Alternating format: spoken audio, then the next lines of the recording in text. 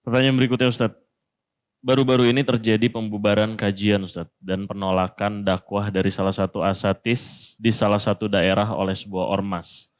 Bagaimana kita sebagai penuntut ilmu menyikapinya Ustadz? Karena kami melihatnya adanya fitnah-fitnah yang dilontarkan terhadap dakwah sunnah Ustadz.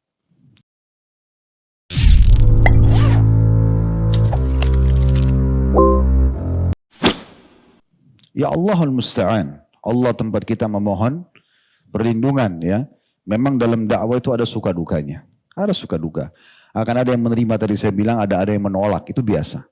Kita mendoakan bagi teman-teman kita yang belum bisa menerima, maka agar Allah SWT berikan hidayah. Tapi ini bukan berarti harus menghentikan dakwah, gitu kan? Mungkin karena mereka belum mengetahui, gitu kan? Alhamdulillah, selama ini semua teman-teman dakwah sunnah, dakwah salaf ini, kalaupun ceramah jelas, pakai mikrofon, pengeras suara di media, tidak ada yang disembunyikan. Ya. Saya pernah berbicara dengan seorang tokoh, kebetulan tidak sengaja ketemu di musim haji.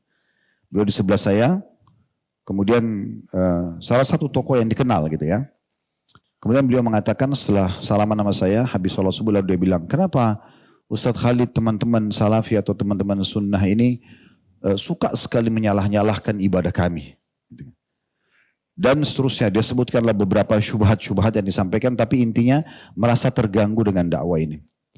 Setelah selesai belum menyampaikan semua, terus saya mengatakan, antum sudah selesai? Dia bilang iya. Terus saya bilang, antum izinkan saya untuk menjawab ini? Dia bilang iya, silakan.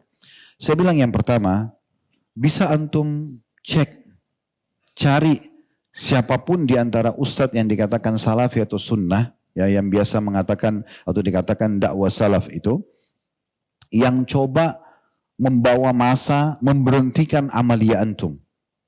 Coba datangkan satu contoh saja. Kami juga punya masa di pengajian, datang ribuan orang dengar.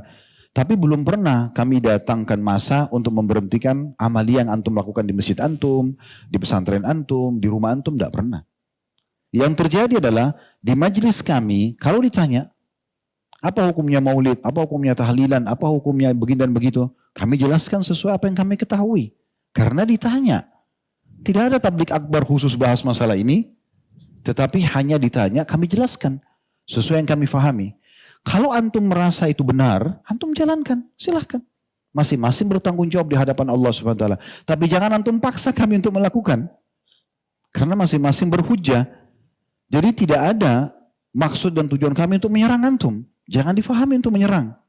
Karena tidak ada materi khusus membahas tentang masalah amalia antum, tidak ada. Kalau ditanyakan kami jelaskan. Dan itu hak kami menjelaskan di pengajian kami. Sebatas itu.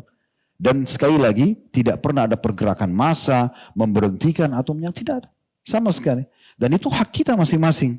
Antum mengatakan boleh, kami mengatakan tidak boleh. Saling menghormati, selesai kan gitu. Konsepnya. Kami teman-teman salafi ini hanya butuh dalil. Saya bilang begitu, ini di rumah Allah saya menyampaikan ya, kepada beliau. Kami cuma butuh dalil. Ada dalil, antum akan temukan kami berada di saf pertama. Pertama mengerjakan perbuatan tersebut. Apa saja, ini dalilnya, ini hadisnya, ini ayat Al-Qurannya, ini perkataan sahabat. Kami langsung melakukan itu. Insya Allah kami yang pertama melakukannya. Tapi kalau tidak ada dalil, antum akan temukan kami paling jauh. Setelah sebatas itu. Terus dia balik tanya kepada saya, oh berarti teman-teman salafi cuma butuh dalil. Saya bilang iya, hanya itu saja. Oh kalau gitu nanti saya akan sebarkan. Fadhal, silahkan. Tidak ada yang tertutup kok. Kan gitu. Jadi sebenarnya tidak perlu ada pemberhentian, merasa terganggu. Karena orang masing-masing menyampaikan pendapatnya. Ya, ini saya bicara secara global. Alhamdulillah pengajian kita berjalan di masjid-masjid ini sudah tahunan. Bukan 1-2 kali. Alhamdulillah kita selalu sampaikan kalau Allah, kalau Rasul. Dan tidak ada penyebutan nama, tidak ada nama penyebutan organisasi. Ya, tidak pernah kita sakitin siapapun. Tapi kalau ditanya tentang hukum kita jelaskan. Nah ini hukum yang kita ketahui kan gitu. Masing-masing boleh menyampaikan. Allahu a'lam. Jadi kedepannya saya berharap mudah-mudahan tidak terjadi lagi hal-hal yang seperti ini. Kalau ada yang dirasa dari penyampaian salah satu da'i, siapapun dia di negara kita ini, yang kemudian dianggap penyampaian itu kurang pas, oke, dipanggil, diajak dialog, diziarahi, ya. Kemudian ini lebih baik, lebih bijaksana, tujuan lebih baik daripada dari nggak enak kelihatannya, mesti didatangi, diberhentikan, disorak-sorakin kan jadi nggak enak. Umat Islam sama umat Islam kok ada masalah apa nih, gitu kan? Hanya karena tidak sefaham dalam masalah amaliyahnya, ini nggak penting gitu. Apalagi sama-sama ahli sunnah, itu sama sekali tidak diharapkan tentunya. Allahu a'lam.